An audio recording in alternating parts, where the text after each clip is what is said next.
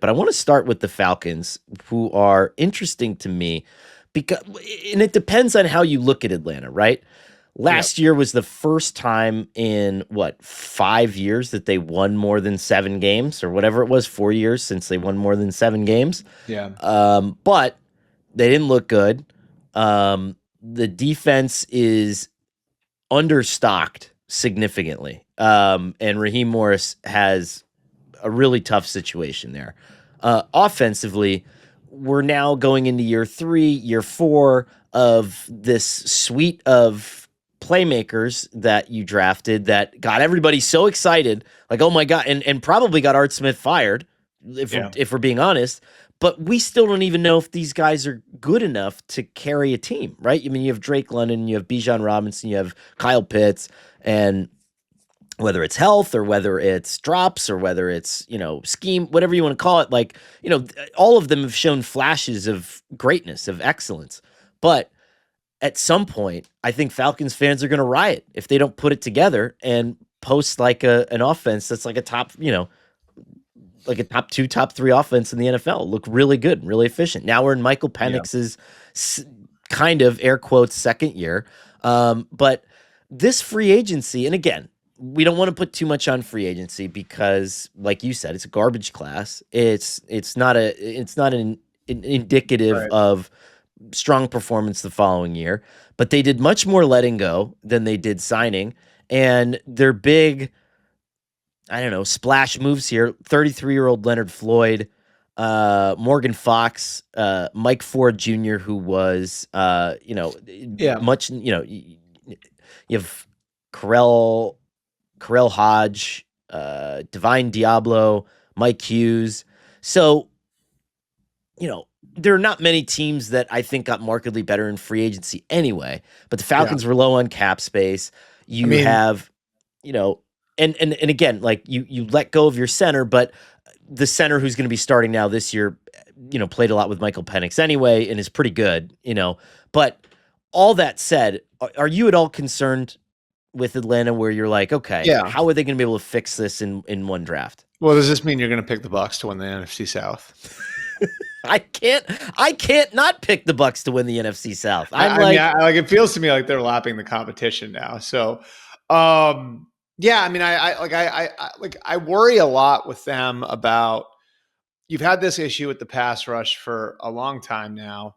And you're losing Grady Jarrett from that group, who right. wasn't what he was, but still, I mean, like I think was like the guy if you're another team that you're circling as like that's the guy we got to take care of.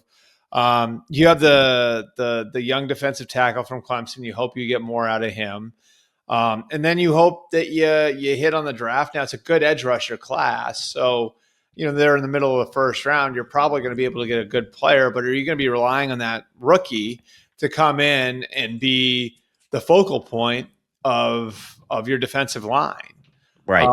It's a tough position to be in, and I think part of it too is like you look at the guys that are invested in, and I think you can take Bijan out of this. I think Bijan might be elevating into the great player category. Oh, I think he's a future superstar. I don't think there's Right. any doubt about it. Right.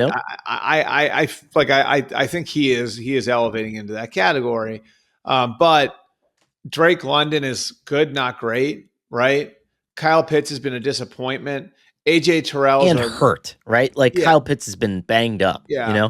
AJ Terrell's a really good corner, but like if he's your best player on defense, which at this point I think he might be, right? Like, what are you working with? And again, like you're losing pieces.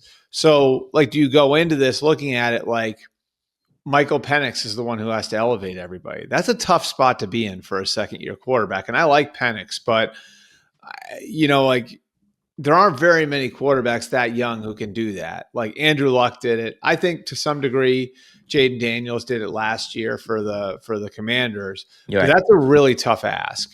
Generally the way you want to do it and is you want to have it set up so the young quarterback doesn't have to be the best player on the team constantly. And it sort of feels like that might be where they are. And I'm always curious too how much.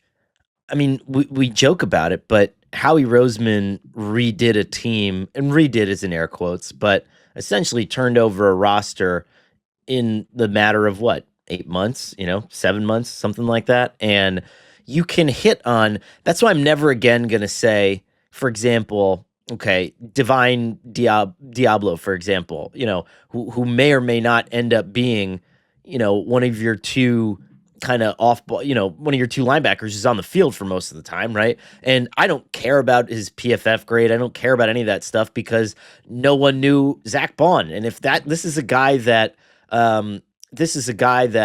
Raheem Morris identified and said, okay, I can make it work with this guy, and he's going to do what I ask him to do. All of a sudden, he becomes a top 10 player, and everyone's like, oh my God, where did that guy come from? He's fantastic, all that stuff. That's great. And so, I'm one of those people that's like, I still just don't see the bigger picture here. I mean, Michael Penix looked good. Yeah. In a couple of games. He's obviously better suited for the offense. At some point, am I mistaken in assuming that you're going to get rid of Kirk Cousins this offseason?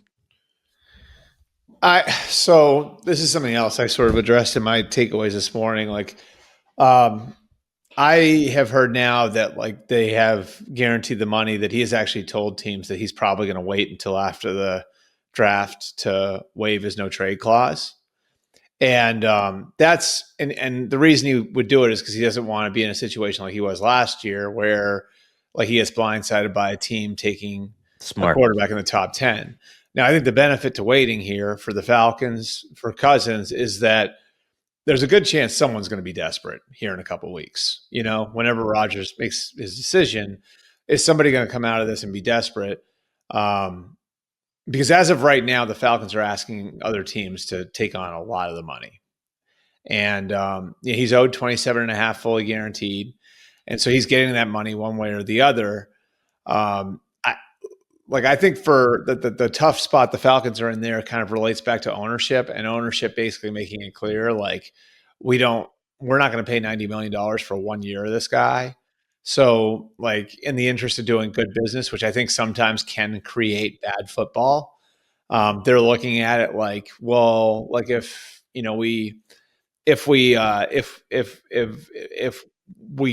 somebody else is willing to take on 20 of that, then fine, like then we'll walk away for 1 year at 70, but we don't want to do it for anything close to the 90 that we had committed to him fully guaranteed. So it's a weird position for the team and the player to be in. And my guess would be like that, maybe at best what they do is maybe they work out a deal with the Giants or the Browns or someone and have it on a contingency that team doesn't take a draft, doesn't take a quarterback in the top 10. And then maybe you wait until a Friday, a draft weekend, to execute the trade. Because and then you lose him from the fold. And granted, like, Kirk Cousins isn't expected to come in and help Michael Penix, but he sure would be valuable for Michael Penix. Yeah. And so then you clear Kirk Cousins out of the deck, and I just think, boy, you're putting a lot on your good players, having got rid of a couple of your great players. Yep. And you're putting a whole lot on Raheem to try to get that defense turned around in an off season.